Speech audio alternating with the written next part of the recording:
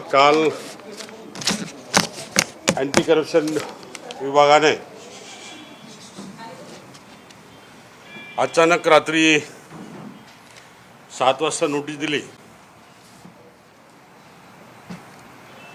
आणि 7:30 वाजता माझ्या दोघी बंगल्यावरती छापा टाकला आणि बंगल्याचे पूर्ण सर्च गेल्यानंतर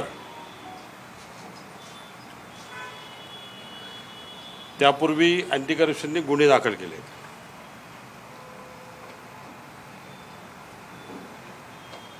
फोर्जरी म्हणून एक 420चा त्यांनी गुन्हा दाखल केला. माझ्या 53 वर्षाच्या लाईफमध्ये मी कधी फोर्जरी केलेली नाही, साधी NC सुद्धा दाखल नाही. त्यामुळे मला हा विषय जास्त जिव्हारी लागला. राहिला विषय ज्या बडगुजर अँड कंपनीमध्ये स्थापना मी केली, निवडणूक मला लढवायची होती. 2006ला मी कंपनीतून रिटायर झालो. सर्व गव्हर्नमेंटचे एव्हिडन्स सोबत आहेत. डीड ऑफ रजिस्टर ऑफ फर्मकडे डीड रजिस्टर झालं. त्यानंतर कोर्ट पिटिशन झालं आणि कोर्ट पिटिशनमध्ये ऑर्डर झाली 2011ला. आणि ऑर्डरमध्ये जे आज अँटी करप्शनने जे मुद्दे मांडलेले आहेत ते कोर्ट ऑर्डरमध्ये स्पष्टपणे दिलेले आहेत. अँटी करप्शनला कोर्टाची ऑर्डर झालेली माहीत नव्हती का?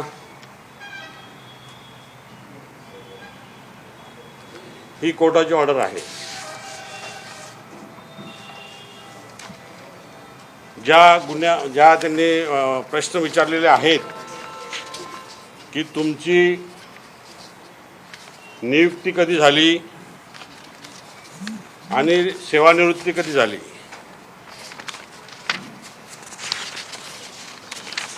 दोन्ही या ठिकाणी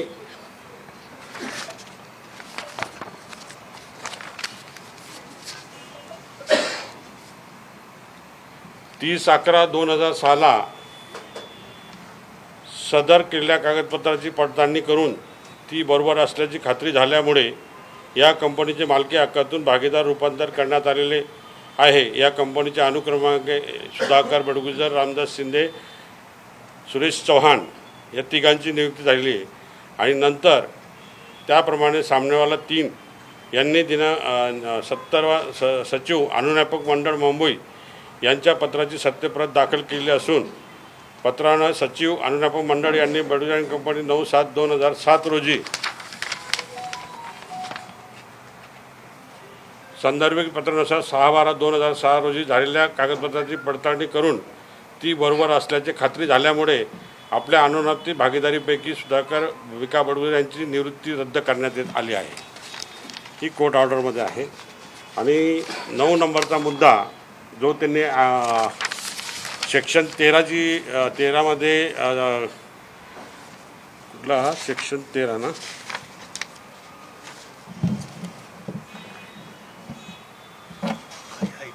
करप्शन भ्रष्टाचार प्रतिबंध अधिनियम सेक्शन 13(1) व 13(2) नुसार जी नोटीस बजावलेली आहे त्या मुद्दा क्रमांक 9मध्ये ते आलेलं आहे आणि कोर्ट ऑर्डर त्यामध्ये पास झालेले आहे. असे असताना